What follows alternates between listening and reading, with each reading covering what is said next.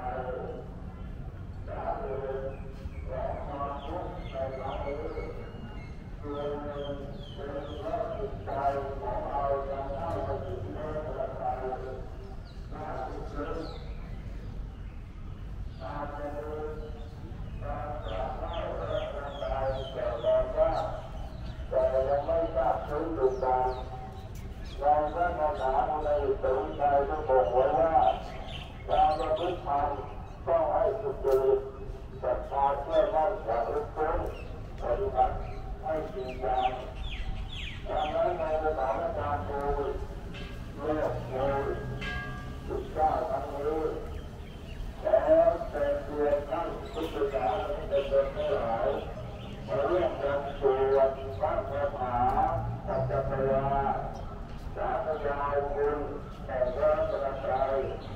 ด้วยความเชื่อมั่นและพระพุทธองค์ได้ทรงชี้บอกไว้ว่าพระพุทธธรรมและสงฆ์คือองค์เป็นอันเจริญสามารถบำบัดทุกข์บำบัดภัยขับไล่โรคร้ายสืบพันธุ์ยังสามารถทำให้อุปโภคเกิดเพื่อไปที่หน้าหาใจแต่ก่อนแต่ก็คือไปก็คือขอเพียงพวกเราศึกษาให้เข้าใจหรือมีการและนำไปประพฤติปฏิบัติจนสามารถบำบัดโรคภัยได้ถ้าต่อไปจึงเป็นโอสถในสูงสุดเพราะว่าโอสถเป็นผู้ของยารักษาโรคมีหลายประเภทเช่นธรรมโอสถคือยาที่เป็นทางการของพระพุทธเจ้าที่มาคือยาคือยาคือยาคือยากระบวนการทางการแพทย์และการบริหารร่างกายให้เหมาะสมแล้วการสาธยายพระคาถาสัจจวา